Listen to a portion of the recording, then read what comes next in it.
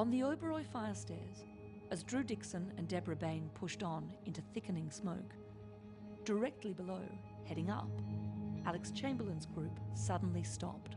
And then, for the first time, he said something that I understood. He said British and American. So I understood that he was asking us to get our passports out or our ID out.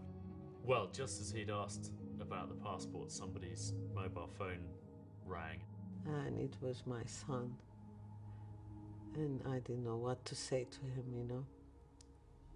I still today don't know what I said. And she gave me the telephone.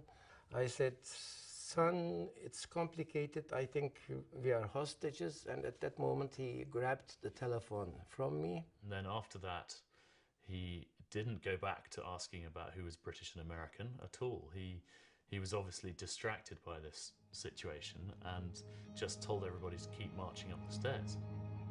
From that moment onwards, my brain was really in gear, and I thought, right, I think these guys are gonna kill us all.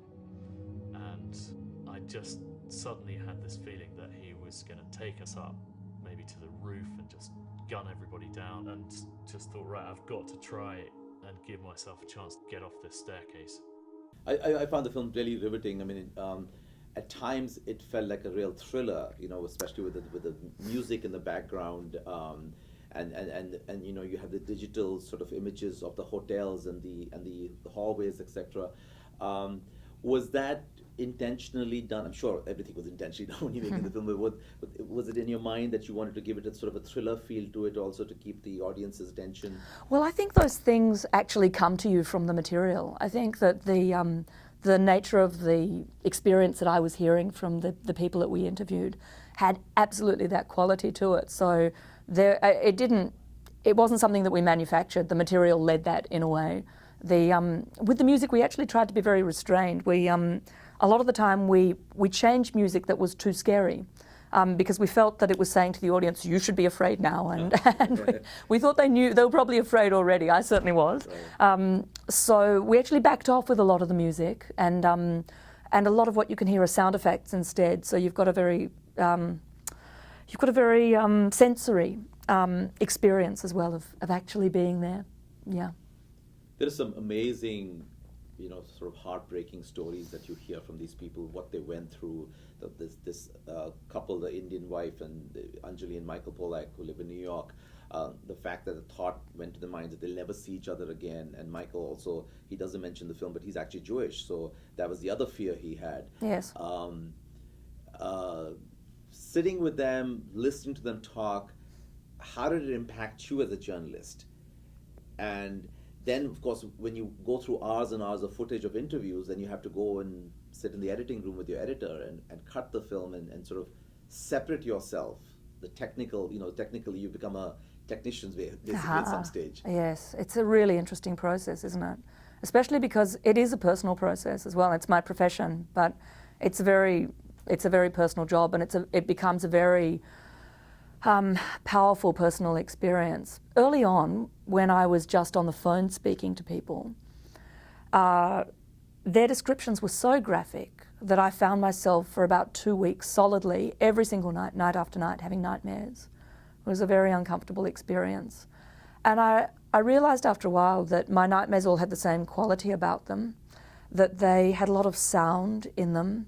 I didn't often see gunmen, but I could hear them, or I could see figures in the smoke, or I could see hazy figures in the darkness.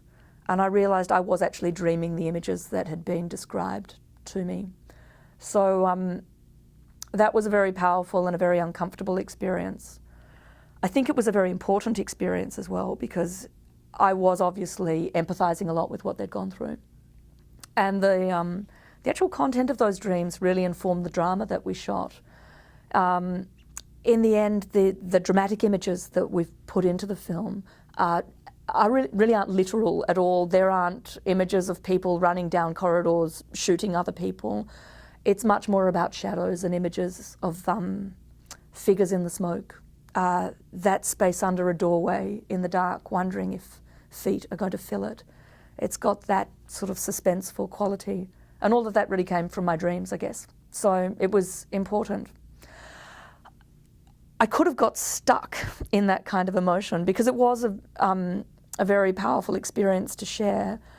But the key thing is that there was a particular quality about the people who were in this documentary. None of them would describe themselves as victims of these attacks. They would all describe themselves as survivors. And they have that absolute quality about them that they found at the time enough mental strength to make decisions that enable them to survive. So they have a sense of not being entirely disempowered. And they seem to have somehow miraculously come through this experience with a sense of mercy and a sense of shared humanity with the terrorists. I find this utterly confounding, but it's true and it's there in the film for all to see. And I think that spirit of survival and that spirit of common humanity was contagious for me as well and made it much easier for me to actually come through the process of being so intensely focused on this material.